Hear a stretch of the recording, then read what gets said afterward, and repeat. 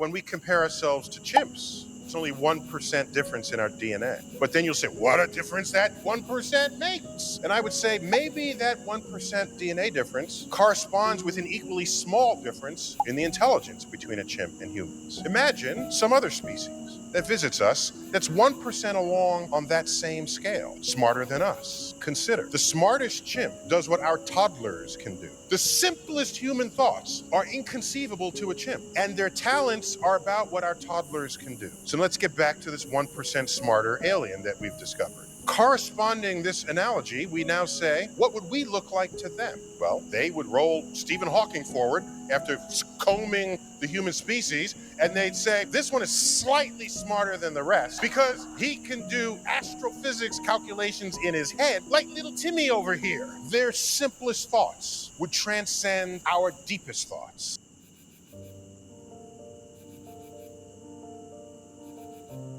There's a question older than astronomy, and as persistent as our own reflection. Are we alone? Not alone in the cinematic sense, but in the deeper one, in the quiet wondering if the lights we see at night are the only ones that shine with thought.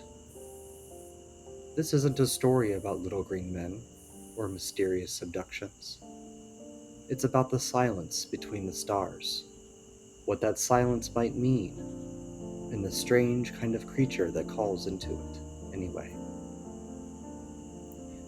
Because the search for intelligent life is, in a way, also a search for ourselves, for what we hope to discover, what we fear to learn, and how we define our place in a universe that has yet to answer back.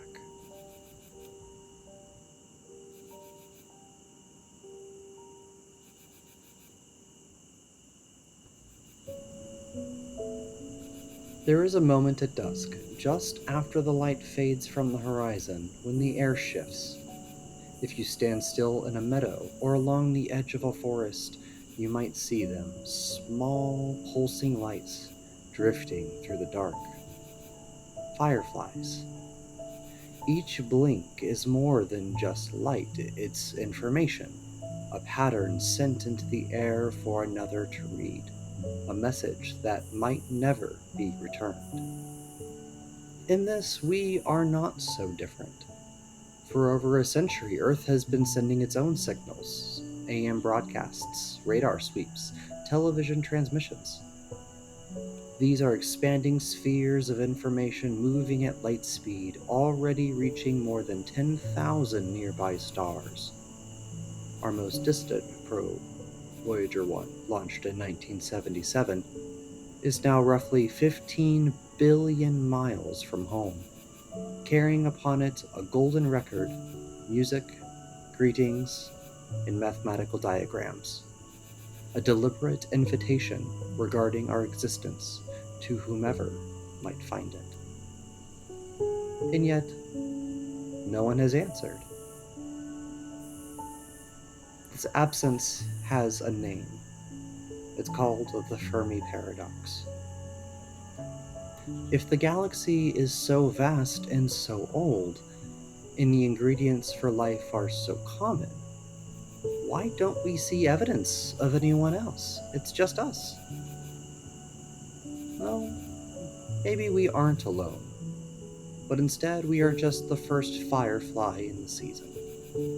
Early in the night, sending our light into the darkness, waiting for another to flicker back.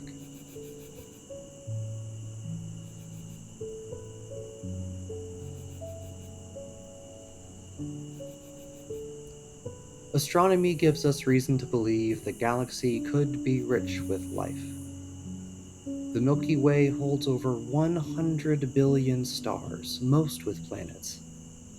And observations from NASA's Kepler mission suggest that 1 in 5 Sun-like stars may host an Earth-sized planet in its habitable zone, where liquid water could exist on the surface. That means there could be up to 20 billion potentially habitable worlds in our galaxy alone. The basic chemicals of life, carbon, hydrogen, oxygen, nitrogen, have been found in interstellar clouds, on comets, and even in the atmospheres of gas giants. On Earth, life began quickly after the planet cooled and water appeared, within a few 100 million years or so. If life emerges easily, then intelligence might not be so rare, maybe not as rare as we think. The Drake equation, proposed in 1961 by astronomer Frank Drake, tries to estimate the number of civilizations that might be transmitting signals. Even using conservative calculations, it often suggests we should not be alone. But if that's true, the silence might be a matter of scale. Stars and planets are spread over thousands of light years. Civilizations may rise and fall before their signals reach each other. Or they might communicate in ways we haven't even learned to detect. Methods far more advanced than radio, as radio is far more advanced than smoke signals. Projects like Breakthrough Listen scan millions of stars across radio and optical wavelengths. The James Webb Telescope can detect atmospheric signals like oxygen, methane, and carbon dioxide, possible signs of life, in exoplanets dozens of light years away. If we find such signals, it may not be absence we've been facing, but simply a missed connection across the immensity of space and time.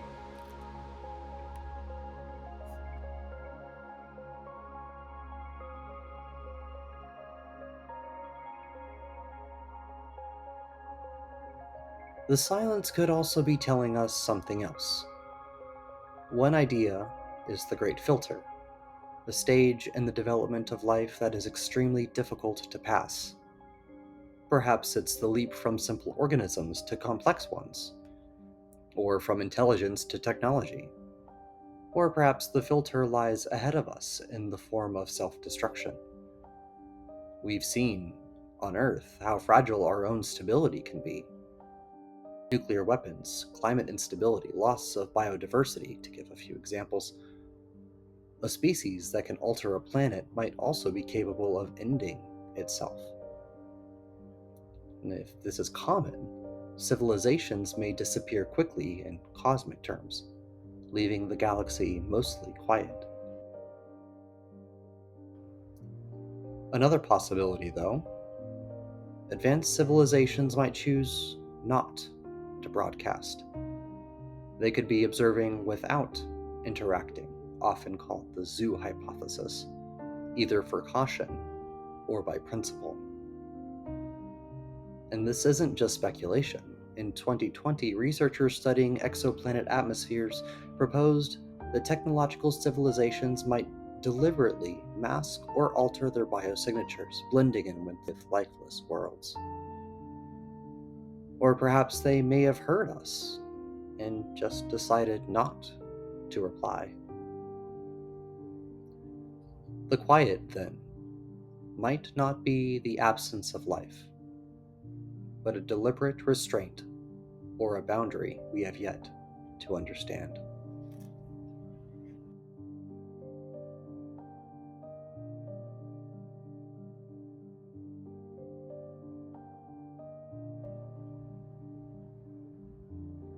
It's also possible the problem is in our definition of intelligence.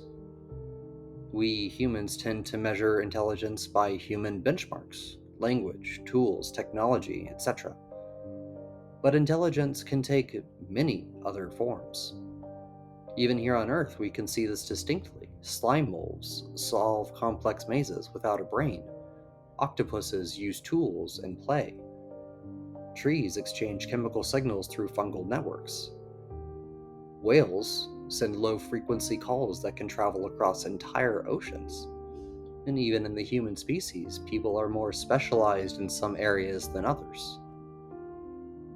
In space and on distant worlds, life could evolve under entirely different rules. Imagine a civilization that thinks in cycles lasting centuries, or beings adapted to live in the upper clouds of gas giants feeding on chemical energy. or forms of intelligence based on plasma structures in stars, or quantum processes linking particles across vast distances. Our current search focuses heavily on radio waves and narrow light spectra. But if a civilization uses neutrino signals, gravitational waves, or methods we haven't even conceived of, we might not ever notice them. Would we ever notice them? Considering we don't know what we're even looking for? Would they notice us? Astrobiology teaches that life adapts to its environment in ways we can't always predict. Our search methods may be tuned to find a mirror image of ourselves, and missing entirely those who are nothing like us. The silence, then, might not be a void. It might be a language we haven't yet learned to hear.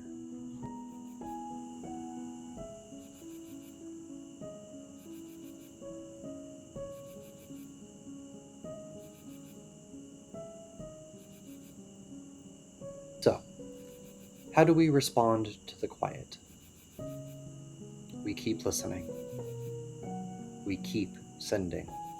We build better instruments, such as the Square Kilometre Array in Australia and South Africa. Telescopes that can read the atmospheres of distant worlds for signs of water, methane, oxygen.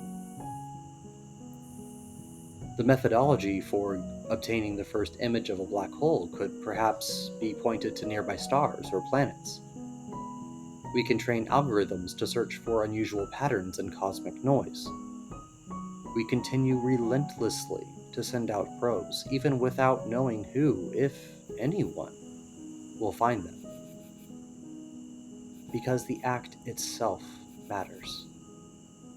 It says something about the kind of beings we are: curious, hopeful, willing to reach beyond the horizon and beyond ourselves. We may never hear back, almost certainly not in our lifetimes. But like the fireflies in the meadows and the forests, we send our light because that's what we're made to do. Not only to find others, but to affirm and to proclaim that we are here, that we're listening, and that we matter.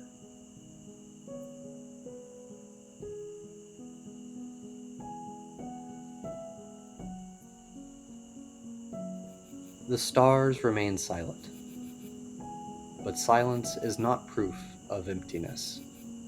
It's a space where possibilities can live. Whether or not we ever find another voice, the search tells us something essential. We are a species that asks, that sends, and that hopes. Somewhere right now, our messages are still traveling outward, ripples of light carrying music, mathematics, and greetings into the darkness. A signal, silent perhaps, but still moving, still existing, and still searching.